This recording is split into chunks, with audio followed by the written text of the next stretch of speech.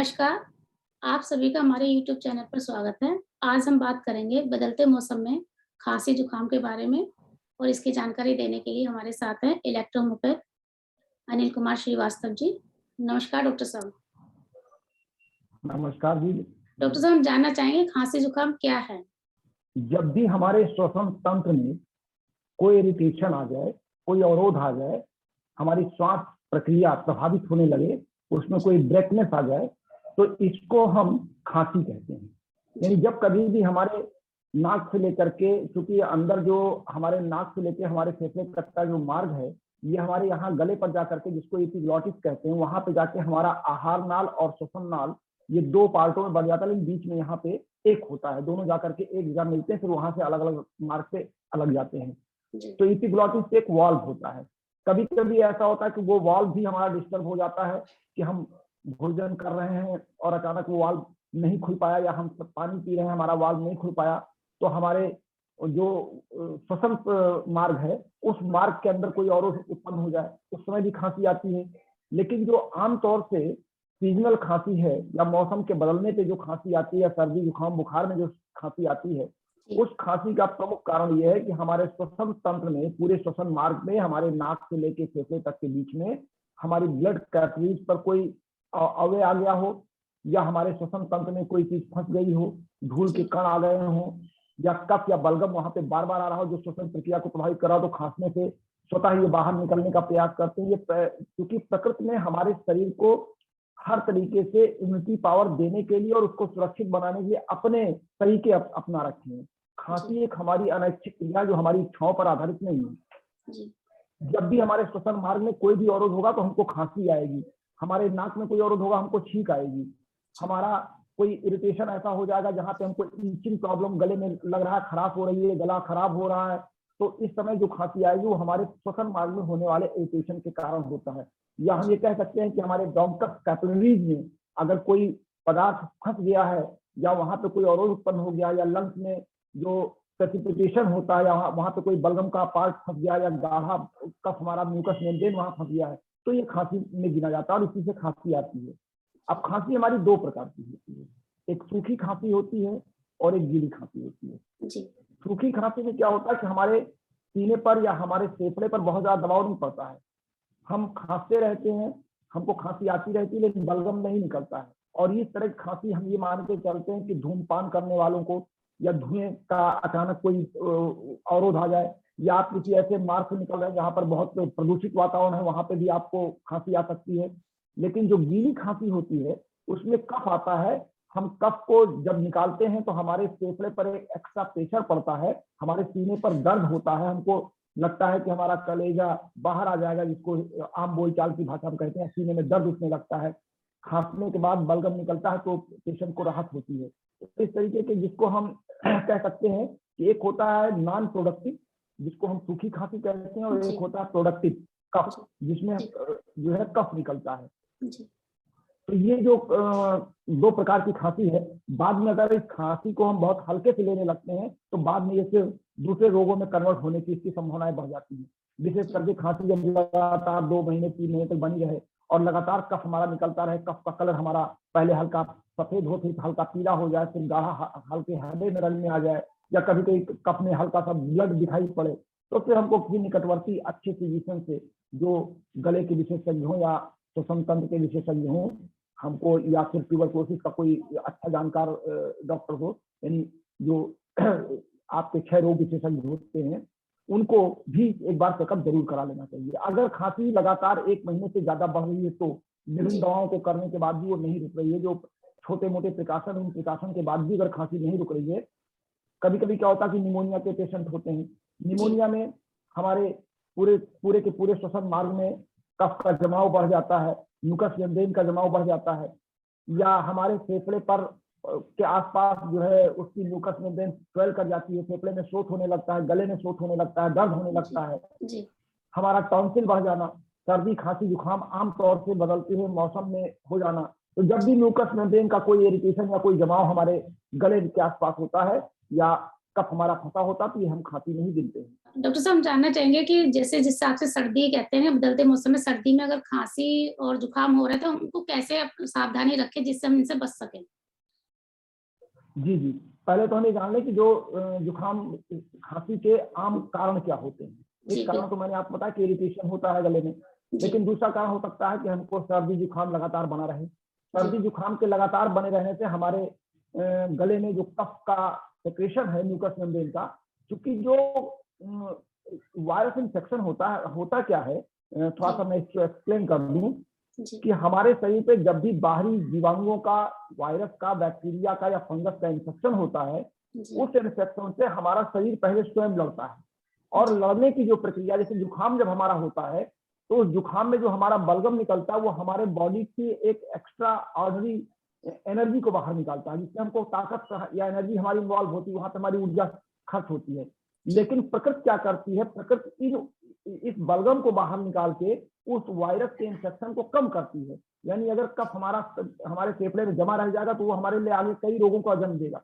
इस नाते पहले तो प्रकृति ये करती है कि उस कफ को स्वतः अनैच्छिक क्रिया द्वारा, हमारे खांसने के द्वारा कफ को बाहर निकालना। कभी कभी हमारे गले में अगर ऊंचा रात में हम सोए हुए तब भी लगता है गले में हमारे कफ आ गया है, यानी प्रकृति स्वयं उसको बाहर निकालने का प्रयास करती है।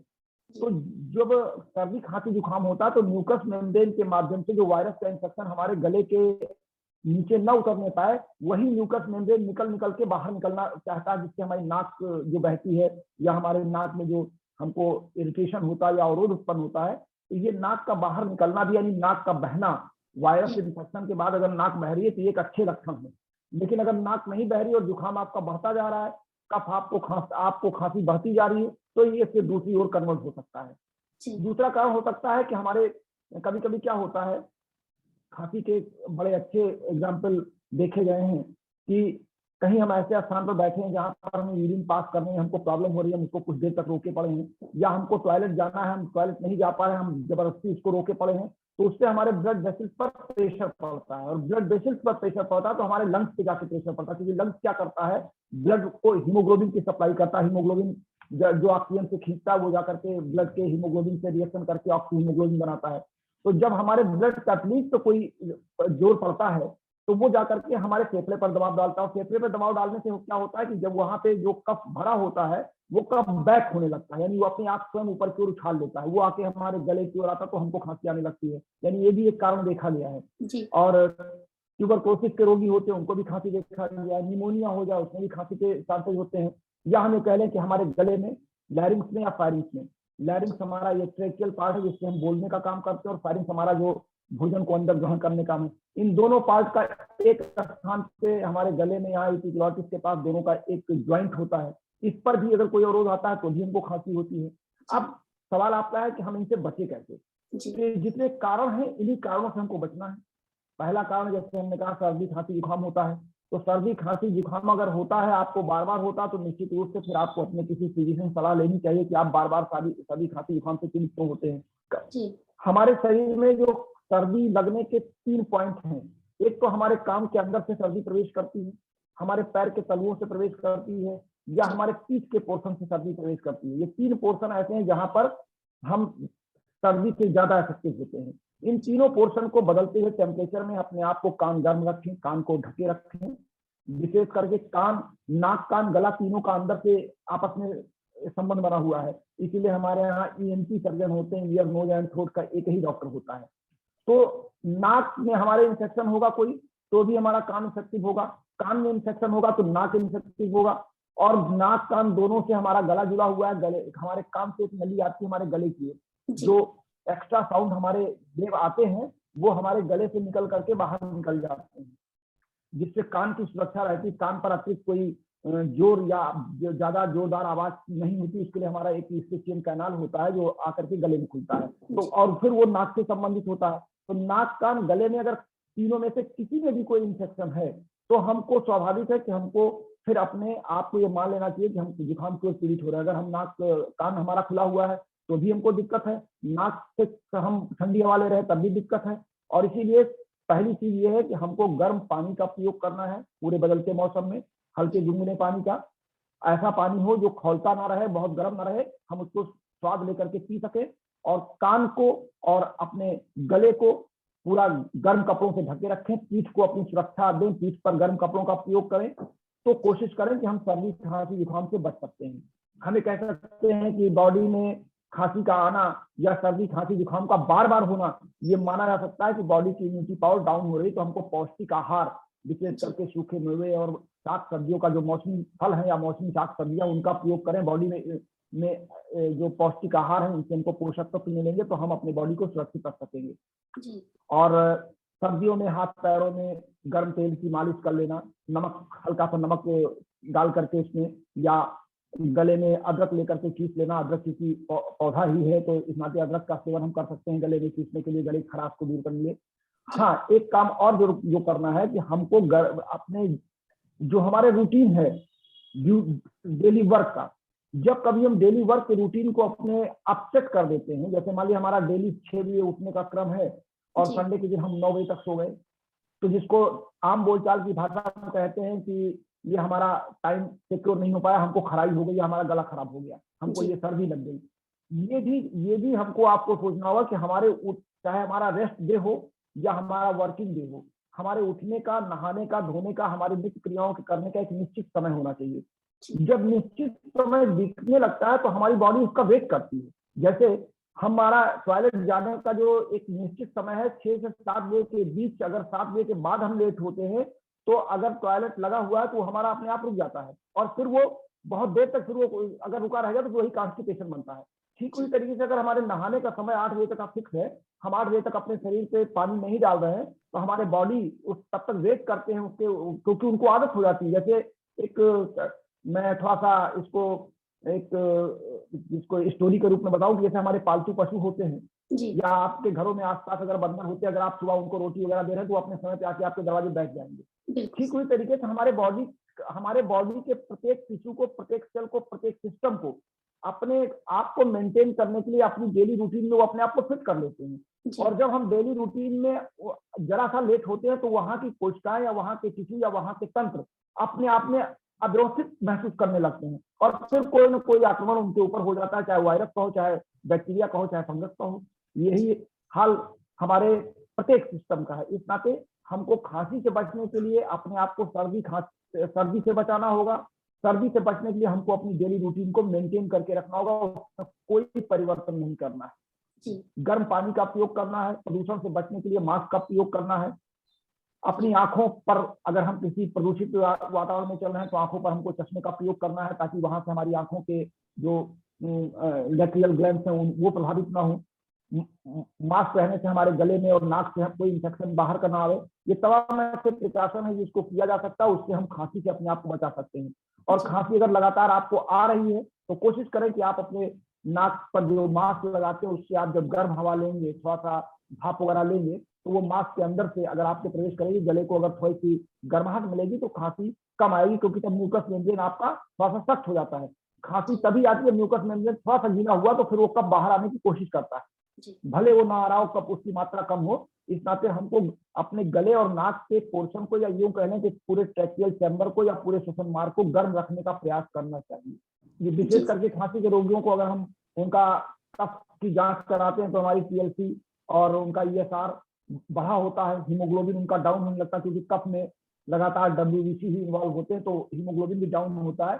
तो हीमोग्लोबिन को रिच करने के लिए हमको पौष्टिक आहार की जरूरत पड़ती है। हमको गुड़ खाना चाहिए इस सीजन में, जो है चना भिगोया हुआ लेना चाहिए। ये सब कुछ ऐसे व्यवहारिक आहार हैं जिनसे हम अपने हीमोग्लोबिन को भी बढ़ा सकते हैं और अपने बॉडी की इम्यूनिटी पावर को भी रिच कर सकते हैं। जी डॉक्टर साहब, अक्सर देखा जाता है कि दिन के समय में खांसी जुकाम कहते हैं ना कि थोड़ा कम, जैसे दिन बढ़ता चला जाता है, दोपहर में थोड़ा कम होता जाता है, जैसे ही हम रात को सोने लगते हैं उस समय ये बहुत ज्यादा परेशान, कहते हैं ना व्यक्ति सो भी नहीं पाता। उसका एक क्या वजह रहती है जो रात में ज्यादा तेज हो जाता है? देखिए, दिन में हम अपने वर्क में रहते हैं और हमारा बॉडी का जो ओरिजेंटल पोर्शन है, हम सीधे खड़े रहते हैं या काम कर रहे थे, हम बैठे हुए हैं, तो हमारा ब्लड सर्कुलेशन इस समय अप नीचे की ओर ज्यादा जा रहा है, ऊपर की ओर कम जा रहा है। जब हम रात में लेट जाते हैं तो हमारा ब्लड सर्कुलेशन उल्टा चलता है। हमारे तो जब हमारा और रक्त की सप्लाई, जो रक्त में ऑक्सीजन की सप्लाई है, वो सोने में थोड़ी सी कम, उसकी ऑक्सीजन की सप्लाई कम हो जाती है, तो हमारे लंग्स की जो एक्टिविटी है वो ज्यादा हो जाती है, यानी लंग्स पे प्रेशर ज्यादा पड़ता है, लंग्स का वॉल्यूम बढ़ जाता है, वॉल्यूम बढ़ने से कफ बाहर की ओर भागने की कोशिश करता है। इसलिए जब भी हम रात में लेटते हैं, जब तक हम अपने आप को गर्म नहीं कर ले जाते हैं, हल्की भी हमको ठंडी महसूस होती है या हमारा कान खुला रह गया या सर खुला रह गया, तो उस समय हम खांसते रहते हैं। कुछ देर के बाद आपने महसूस किया, कुछ देर के बाद जब गर्माहट आती है हमारे गले के पोर्शन को या नाक के पोर्शन को, तो धीरे धीरे सांस हमारी कम होने लगती है और उस समय हमारी खांसी कम होने लगती है। तो खांसी रात में जो आती है, जब भी आएगी तो आप कोशिश करें कि अपने आप को गर्म कपड़ों से या गर्म रजाई से या कंबल से अपने आप को ढक करके और गर्म भाप की तरीके से अपनी सांस को लें। अब कंबल के अंदर की सांस लें तो उससे आपको खांसी कम आएगी। हाँ डॉक्टर साहब, जैसे आपने बताया कि खांसी में हमें ड्राई फ्रूट्स वगैरह या कुछ अच्छा भोजन लेना चाहिए, लेकिन सर हम कौन सा ऐसा भोजन ना लें जिससे हमारी खांसी को ज्यादा, कहते हैं ना, बहुत परेशानी ना हो व्यक्ति को, किस तरीके का भोजन हमें नहीं लेना चाहिए? देखिए, हमारे शरीर को वैसे तो जो सूट करता है हम सभी भोजन लेते हैं, लेकिन खांसी वाले व्यक्ति को या सर्दी खांसी ज्यादा जिसको होता है, उसको उस मौसम में एंटी फूड प्रोडक्ट हमको नहीं लेने चाहिए। एंटी फूड प्रोडक्ट का तात्पर्य जैसे अब जाड़े में हम दही खा लें तो स्वाभाविक है कि दही हमको नुकसान कर जाएगी, केले का प्रयोग कर लेंगे तो नुकसान कर जाएगा, या कोई भी हम फ्रूट का जूस जो लेते हैं वो दोपहर के बाद अगर हम ले लेंगे, 3 बजे के बाद ले लेंगे, 4 बजे, 5 बजे, 6 बजे, 7 बजे, या बहुत से घरों में एक आदत सी बन गई है कि उनको कोई ना कोई पेय पदार्थ, हमने तो बहुत से आजकल के युवा साथी हैं, मैं तो एक होटल में बैठा हुआ था, एक बार मैंने देखा कि कड़ाके की ठंडी थी और उन्होंने कहा कि जरा लिम्का ला करके दे दीजिए, कोको कोला की मांग करने लगे, वो भी बिल्कुल ठंडी। तो ये जो फैशन है हमारे यहाँ का, हमारे बच्चे इस बात को नहीं समझते, हमारे युवा साथी नहीं समझते हैं। तो जो हमारे युवा साथी हैं, कुछ अपने आप को एक्स्ट्रा ऑर्डिनरी शो करने के चक्कर में भी बीमार पड़ते हैं। तो आप जैसे आजकल के फैशन में हमको कोई भी ठंडा पेय पदार्थ नहीं लेना है, हमको जिसमें रसीले फलों का प्रयोग कम से कम करना है जाड़े में। हमको जो मौसमी फल है, जैसे अमरूद आजकल का स्वस्थ फल सबसे अमरूद माना जाता है जाड़े का, अमरूद आप खा सकते हैं, सेब आप दिन में खा सकते हैं, सेब का जूस अगर आपको पीना है, या जो भी आप ऐसा फल लेते हैं जो आपको 3 बजे के पहले आप फल का सेवन कर लें। भोज्य पदार्थों में आप आजकल के हरी साग सब्जियां जितनी आ रही मार्केट में, साग, हर प्रकार के साग आ रहे हैं, साग का सेवन कीजिए, गोभी आ रही है, गोभी का सेवन आप कर सकते हैं। लेकिन अब जो सब्जियां आपको जाड़े में नहीं गर्मी में मिलती हैं, उन सब्जियों का अगर आप सेवन करेंगे तो निश्चित रूप से वो बाहर की फ्रिज की रखी हुई सब्जियां आपके मार्केट में आएंगी, कोल्ड स्टोरेज की सब्जियां आएंगी, वो आपको नुकसान करेंगी। इस हिसाब से स्वतः इस बात का थोड़ा सा आप व्यवहारिक ज्ञान होना चाहिए कि इस सीजन में कौन कौन सी सब्जियां मार्केट में आती है, हमको कौन सा सब्जी खाना है, कौन सा नहीं खाना है। दाल का प्रयोग आप कर सकते हैं, दाल का प्रयोग आप गर्म दाल का प्रयोग कर सकते हैं। और जो सबसे विशेष बात है कि आपको जब भी भोजन करना है तो आपको गर्म करना है, रखा हुआ भोजन आप इस सीजन में ना करें। अगर आपको खांसी बचना है तो बासी भोजन और रखा हुआ भोजन तो कतई न करें। फ्रिज के में रखा हुआ कोई भी सामान आप यूज ना करें। ये तो मेरा सभी आम दर्शकों से अनुरोध है कि फ्रिज का जो टेम्परेचर होता है, फ्रिज में निकलने वाली गैसें होती हैं, हमको तमाम रोक देती हैं। फ्रिज एक तरीके का आजकल के व्यक्तियों को अस्पताल जाने के लिए या उनको रोक देने के लिए सबसे आसान तरीका वैज्ञानिकों ने दे दिया है या बिजनेसमैन ने दे दिया है। फ्रिज में रखा कोई भी पदार्थ हमारे लिए उपयुक्त नहीं है बाद में गर्म करके खाने के लिए। आमतौर से आपने देखा है घरों में महिलाएं फ्रिज में रखी हुई सब्जियां गर्म करके फिर खिला देती हैं। तमाम ऐसे आइटम है जो फ्रिज में ही रखे जाते हैं। फ्रिज को आजकल औरतों का किचन स्टोर माना जाता है और ये रोग का कारण भी बनता है। साथ ही मैं अपने दर्शकों से अपेक्षा करता हूँ, जो भी दर्शक इसको सुन रहे हैं, कि फ्रिज के रखे हुए भोज्य पदार्थ या पेय पदार्थों का सेवन कृपया जाड़े के सीजन में तो कतई नहीं करें। लेकिन डॉक्टर साहब, हमें कैसे जाने, जैसे मान लीजिए अगर नॉर्मल खांसी है, मान लीजिए सर्दी में हम बाहर निकल गए, तो उस खांसी को 3-4 दिन अगर लगातार हो रही है खांसी, और उसमें हमें किस तरीके से हम कैसे जाने कि हमको अपना टेस्ट कराना है, कितने समय तक नॉर्मल खांसी हम समझे उसको? देखिए, नॉर्मल खांसी जो होगी वो आपकी 2-3 दिन, 4 दिन, 5 दिन, 1 हफ्ते में समाप्त हो जाएगी। स्वतः जब आपका फेफड़े का या जो इरिटेशन आपके गले में है, कोई चीज फंसी हुई है गले में या आपको सांस में लेने में दिक्कत हो रही है, कहीं भी बलगम फंसा हुआ रुका हुआ, जब आपका बलगम निकल जाएगा, जैसे जुकाम में क्या होता है, जुकाम की 3 कंडीशन होती है, 3 दिन, 5 दिन, 9 दिन, 11 दिन। कभी कभी ऐसा होता है कि पेशेंट को 11 दिन, 14 दिन जुकाम बना रहता है, कफ खूब निकलता है और गाढ़ा गाढ़ा कफ निकलता है। तो जितना ही खांसेंगे उतना कफ निकल जाएगा। तो आमतौर से सीजनल जो वायरल इंफेक्शन है या जुकाम या सर्दी का जो असर होता है इन्फ्लुएंजा के समय का, वो 3 दिन से लेकर के 14 दिन का है। तो 14 दिन तक अगर आपकी खांसी बनी हुई है और बलगम कस के निकल रहा है, उसमें कोई एक्स्ट्रा नहीं लग रहा, आपको लग रहा है कि बलगम निकलने से आपको राहत मिल गई है, तो वो आपका रोग नहीं, उसको आप निकल जाने दीजिए। अगर 14 दिन के बाद भी आपको लगता है कि खांसी हमारी लगातार बनी है और हमको ये नहीं लगता कि हमको सर्दी हुई है, पहली कंडीशन चाहिए जब आपको ये ना लगे कि हमको सर्दी नहीं हुई है और फिर भी खांसी आ रही है और लगातार 15 दिनों से अधिक हो रही है, फिर आपको निश्चित रूप से अपने किसी फिजिशियन से कंसल्ट कर लेना चाहिए। एक अहम सवाल मैं आपसे पूछना चाहती हूँ, जैसे कि मान लीजिए अगर किसी व्यक्ति को खांसी नहीं है और उसको जुकाम भी नहीं हुआ, लेकिन बलगम उसका लगातार मतलब आ रहा है, तो उसको किस रोग में शामिल करेंगे? क्या मौसम के बदलते, जैसे मौसम बदल रहा है उसके अनुसार इसको ये प्रॉब्लम हो रही है, या कोई अंदर गले के अंदर कोई इन्फेक्शन की वजह से ये सब कुछ हो नहीं रहा नहीं, है? अगर खांसी नहीं आ रही है, पहली चीज तो बलगम तभी निकलेगी जब आप खांसेंगे, जी, तो खांसी तो उसको आएगी। अब ये लगता है खांसी लगातार नहीं आ रही, लेकिन जब बलगम गले में फंसता है तो फिर वो बलगम बाहर निकालता है। तो गले में अगर बलगम फंस रहा है और फिर इसको बाहर निकालने के लिए रोगी बार बार प्रयास कर रहा है, बलगम उसका गाढ़ा आ रहा है, उसका कलर बदला हुआ है, तो निश्चित रूप से फिर वो किसी रोग की ओर इशारा करेगा। आप अपने फिजिशियन से संपर्क करके उसके बारे में किसी अन्य विशेषज्ञ को अगर वो ट्रांसफर करते हैं, हो सकता है ट्यूबरक्लोसिस का संभावना हो, दमा में भी कफ आपका आता है, निमोनिया भी आपका बढ़ गया तो वहां भी आपका कफ निकलता है, बलगम फंस जाता है। तो इस नाते गले में कोई शोथ हो, अवरोध हो, तो वहां पर भी कफ की फंसने की संभावना होती है। तो अगर खांसी नहीं आ रही है और बलगम निकल रहा है, तो निश्चित रूप से आप अपने फिजिशियन से कंसल्ट कर लें। जी। हाँ, जैसा कि डॉक्टर साहब ने हमें बदलते मौसम में खांसी के कारण बताए हैं, उनको किस तरीके से हमें खाने-पीने का ध्यान रखना है और किस तरीके से अपना बचाव करना है। डॉक्टर साहब, हम आपसे जानना चाहेंगे, बदलते मौसम में ये खांसी-जुकाम के किस तरीके का ट्रीटमेंट आप देते हैं? जी। लक्ष्मी जी, देखिए, इलेक्ट्रोहोमेयोपैथी में हमने अपने सभी एपिसोड में इस बात की चर्चा की है कि हम सिस्टम वाइज मेडिसिन का सिलेक्शन जी, करते हैं। बिल्कुल सर। हमारे यहाँ L3 एक ऐसी मेडिसिन है जो बॉडी से हर अपद्रव्यों को एक्सक्रीट करती है, बाहर निकालने का प्रयास करती है। जी, तो चूंकि खांसी में बलगम को हम रोकेंगे नहीं, हम उसको फेफड़े में रुकने नहीं देंगे, जी, फेफड़े से बाहर निकालने के लिए हम L3 का प्रयोग करते हैं। उसके साथ P4, F2 और G का प्रयोग करते हैं। G का प्रयोग इसलिए करते हैं ताकि बलगम नया बलगम न बनने पाए, और P4 और F1 का प्रयोग करते हैं कि ये फेफड़े को शक्ति प्रदान करके इस बलगम को बाहर निकालें, और L3 उसको गले से बाहर निकालने का प्रयास करती है। ये तो हम देते हैं कफ को निकालने के लिए। और खांसी अगर 4 दिन, 5 दिन या 10 दिन से आ रही है तो हम C3 और C13 का प्रयोग करते हैं। C3 हमारी गले की मेडिसिन है और C13 हमारी गले के अंदर की जो म्यूकस मेम्ब्रेन है उसकी मेडिसिन है। हम दोनों का कॉम्बिनेशन दे करके रोगी की खांसी दूर करते हैं। जी, ये हमारा कॉम्बिनेशन है जो लगातार हम 1 सप्ताह तक देने के बाद हम रोगी को बिल्कुल ठीक कर देते हैं। जी। जी। डॉक्टर साहब, अगर किसी व्यक्ति को खांसी-जुकाम नहीं है और बदलते मौसम में वो अपना ध्यान रखना चाहता है, क्या उससे पहले भी हम इलेक्ट्रोहोमियोपैथी का ट्रीटमेंट लेना शुरू कर सकते हैं? जी, जी, जी, आपने बहुत अच्छा सवाल किया।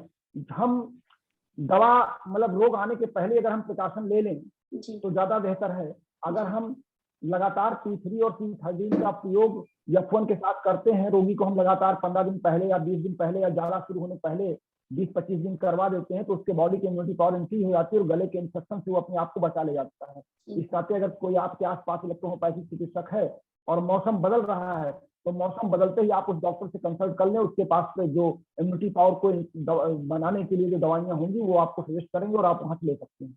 क्या सर छोटे बच्चे जैसे होते हैं कि उनको ज़्यादा ध्यान देने की ज़रूरत होती है, क्या उनके लिए भी क्या इलेक्ट्रोहोमियोपैथी में कुछ तरीके की मेडिसिन्स हैं, जो उनको इस सर्दी-जुकाम से बचा सके?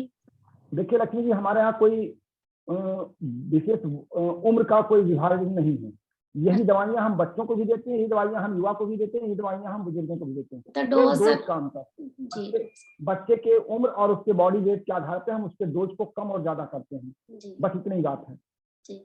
बच्चों को तो वैसे भी ठंड से बचाने के लिए जो घरेलू उपाय हैं लोग करते ही हैं, जी, लेकिन उसके बिल्कुल। अतिरिक्त हम इलेक्ट्रोहोमियोपैथी में ही दवाओं का चयन करते हैं, क्योंकि हमारे यहाँ दवाइयाँ किसी उम्र के हिसाब से नहीं है, बल्कि व्यक्ति के सिस्टम के आधार पर, चाहे वो बच्चे का सिस्टम हो, चाहे वो बूढ़े का या युवा का हो। जी। जी। जैसा कि डॉक्टर साहब ने हमें सर्दी से बचने के लिए जो उपाय बताए हैं, किस तरीके से मेडिसिन्स वो देते हैं इलेक्ट्रोहोमियोपैथी में। डॉक्टर साहब, आपका हमारे बदलते मौसम में सर्दी-जुकाम के बारे में चर्चा करने के लिए आपका बहुत-बहुत धन्यवाद। नमस्कार डॉक्टर साहब। आपका भी बहुत बहुत धन्यवाद और हमारे सभी दर्शकों का बहुत बहुत धन्यवाद। आपके चैनल का बहुत बहुत आभार।